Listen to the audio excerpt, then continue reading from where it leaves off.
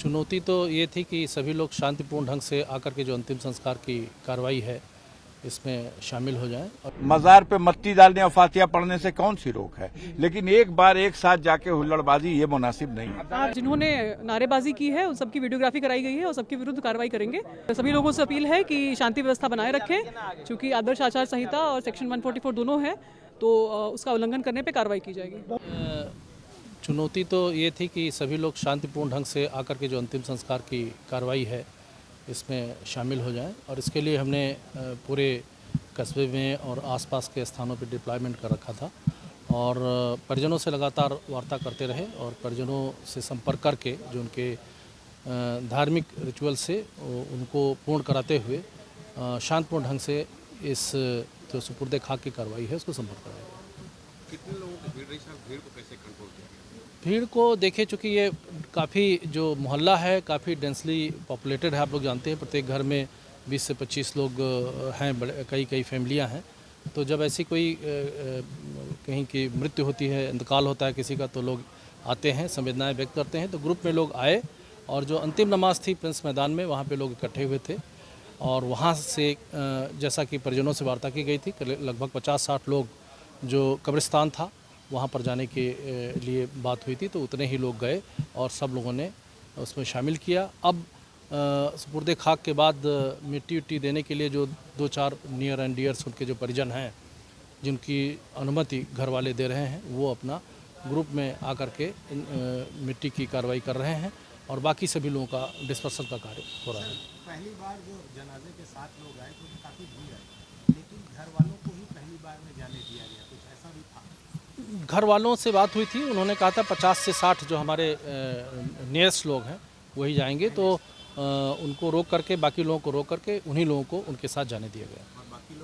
बाकी लोगों को डिस्पर्स कर दिया गया, क्योंकि रात से ही जब से डेड बॉडी आई है तब से लोग अपनी संवेदनाएं व्यक्त करते हैं, आ रहे हैं, घरों से आते हैं, मिलते हैं और अपने घर वापस चले जाते हैं। यहाँ पे जो जनाजे का दफन होना था वो सकुशल हो गया है और परिजन अब अपना मिट्टी देके और वापस काफ़ी लोग लौट गए हैं, बाकी लोग धीरे धीरे जा रहे हैं।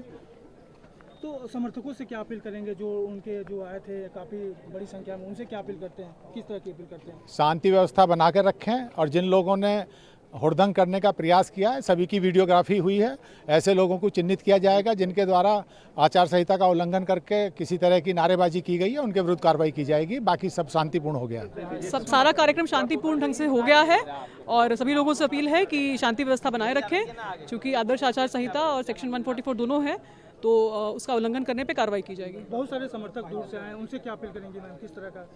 जो समर्थक आए थे नारेबाजी वगैरह कर रहे थे? नहीं, देखिए, जो कस्बे के लोग हैं वो आए हैं, वो नेचुरल है, वो आते ही, बट जिन्होंने नारेबाजी की है उन सबकी वीडियोग्राफी कराई गई है और सबके विरुद्ध कार्रवाई करेंगे, क्योंकि हम बार अनाउंस भी कर रहे थे आदर्श आचार संहिता है, तो उसके अनुरूप सबको आचरण रखना चाहिए। जिसने भी उल्लंघन किया है उसके विरुद्ध विधिक कार्रवाई होगी, उसके विरुद्ध मुकदमा दर्ज कराया जाएगा। जिंदाबाद के नारे लगाए गए।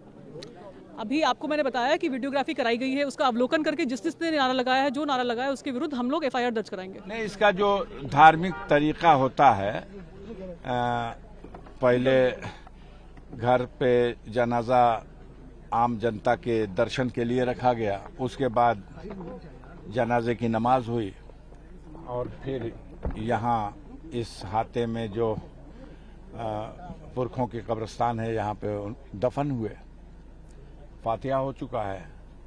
क्योंकि भीड़ भाड़ बहुत ज़्यादा थी, ओवर क्राउड हो जाने की वजह से कुछ मुश्किलें आई, लेकिन धीरे धीरे सब कुछ खैरियत से हो गया। जो समर्थक आए थे उनको क्या अपील करेंगे? कुछ नहीं, वो सब मट्टी आज दे लें, कल दे लें, जब चाहे आके फातिहा पढ़ लें। मज़ार पे मट्टी डालने और फातिहा पढ़ने से कौन सी रोक है, लेकिन एक बार एक साथ जाके हुल्लड़बाजी ये मुनासिब नहीं है।